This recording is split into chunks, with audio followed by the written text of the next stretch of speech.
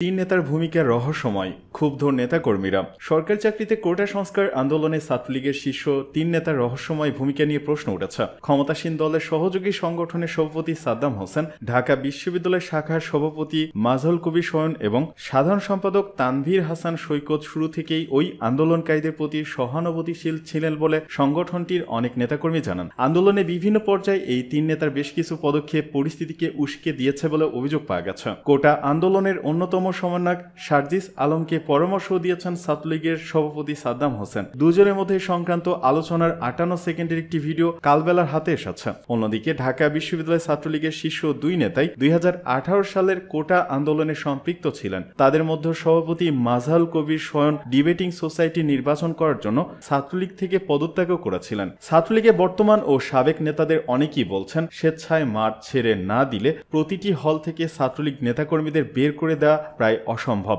এক্ষেত্রে সংগঠনের শীর্ষ নেতাদের নিষ্ক্রিয়তা নানা প্রশ্নে জন্ম দিয়েছে। ঢাকা বিশ্ববিদ্যালয় থেকে ছাত্রলীগ বিতাড়িত হওয়ার পরই সারা দেশে এর প্রভাব পড়ে। তখন অন্যান্য ক্যাম্পাস থেকেও সংগঠনের নেতাকর্মীরা বেরিয়ে যেতে বাধ্য হন। এক্ষেত্রে শীর্ষ নেতারা রহস্যজনক ভূমিকা পালন করেছেন। জানা গেছে, কোটা আন্দোলনের শুরু থেকেই সাদ্দাম হোসেনের সঙ্গে যোগাযোগ রক্ষা করেছেন অন্যতম সমন্বয়ক সার্জিস আলম। এমনকি তাকে নানা দিক নির্দেশনা দিয়েছেন সাদ্দাম।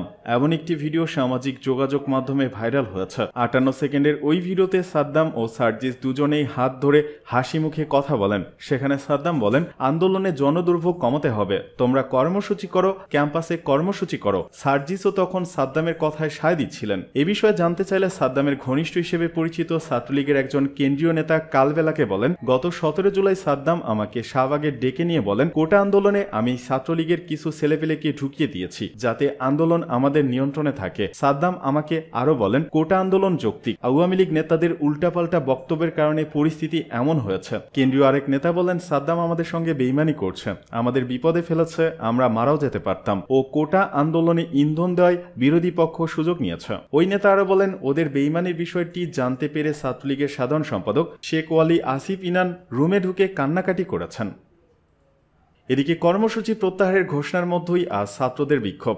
ডিবি কার্যালয়ে হেফাজতে থাকা বৈষম্য বিরোধী ছাত্র আন্দোলনের 6 সমন্বয়ক সকল কর্মসূচি প্রত্যাহারের ঘোষণা দিলেও সারা দেশে আজ বিক্ষোভ কর্মসূচি ও প্রতিবাদ সমাবেশ করবে শিক্ষার্থীরা। তারা দাবি আদায় না হওয়া পর্যন্ত আন্দোলন চলবে বলে উল্লেখ করেছেন। রবিবার রাতে বৈষম্য বিরোধী ছাত্র আন্দোলনের সমন্বয়ক আব্দুল কাদেরের গণমাধ্যমে পাঠানো বার্তায় এই কর্মসূচির কথা জানান। বিবৃতিতে বলা হয়, সরকার নিরাপত্তা বাহিনীর গুলিতে ও ছাত্রলীগের আক্রমণে নিহত শত শত শহীদের আত্মত্যাগ তিরস্কার করে ডিবি কার্যালয়ে বন্দুকের নলের মুখে জিম্মি করে সমন্বয়কদের মাধ্যমে জোরপূর্বক স্ক্রিপ্টেড বিবৃতি আদায়ের তীব্র নিন্দা ও প্রতিবাদ জানাই। আমাদের দাবি আদায়ে আমরা অবিচল ছিলাম, রয়েছি এবং থাকব। প্রিয় দেশবাসী ও ছাত্র সমাজ, বিগত কয়েকদিন যাবৎ গণহত্যা, গণগ্রেপ্তারের পর সরকার এখন নতুন এক নাটকের সৃষ্টি করেছে। বৈষম্য বিরোধী ছাত্র আন্দোলনের সমন্বয়কদের তুলে নিয়ে ডিবি কার্যালয়ে জিম্মি করে অস্ত্রের মুখে স্ক্রিপ্টেড বিবৃতি দিয়ে ছাত্র সমাজের দাবিগুলোর প্রতি সরকার চরম ধৃষ্টতা প্রদর্শন করেছে। বিবৃতিতে আরো বলা হয়েছে, শুধু তাই নয়, সারা দেশের রাষ্ট্রীয় বাহিনী ও ছাত্রলীগ সন্ত্রাসীদের হাতে নিহত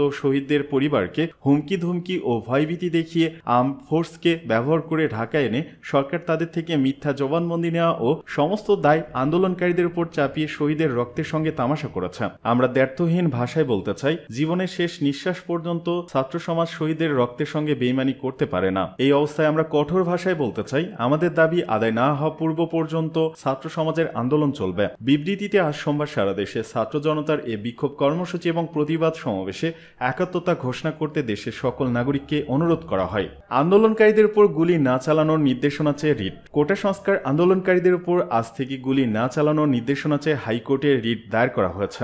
একই সঙ্গে রিটে কোটা আন্দোলনের 6 জন সমন্বয়কের ডিবি হেফাজত থেকে মুক্তির নির্দেশনা চাওয়া হয়েছে। সোমবার সুপ্রিম কোর্টের সংশ্লিষ্ট শাখায় এটি দায়ের করেন সুপ্রিম কোর্টের 2 আইনজীবী আইনুন্নাহার সিদ্দিকা ও মঞ্জুর আল মতিন। রিটে মন্ত্রিপরিষদ সচিব, স্বরাষ্ট্র সচিব, পুলিশ মহাপরিদর্শক, সেনাবাহিনী প্রধান সহ সংশ্লিষ্টদের বিবাদী করা হয়েছে। বিচারপতি খুরশিদ আলম সরকার ও বিচারপতি মোহাম্মদ মনিরুজ্জামানের সমন্বয়ে গঠিত হাইকোর্ট বেঞ্চে এই রিট আবেদনের উপর শুনানি হতে পারে। ঢাকায় আজও 11 ঘণ্টা কারফিউ শিথিল। রাজধানীতে কোটা সংস্কার আন্দোলন ঘিরে জারি করা কারফিউ আজও 11 ঘন্টা শিথিল থাকবে। সোমবার সকাল 7টা থেকে বিকেল 6টা পর্যন্ত কারফিউ শিথিল থাকবে। এদিন 11 ঘন্টা কারফিউ শিথিল থাকবে ঢাকা, নারায়ণগঞ্জ ও গাজীপুরে। একই সঙ্গে বিকেল 6টা থেকে সকাল 7টা পর্যন্ত চলমান কারফিউ বলবৎ থাকবে।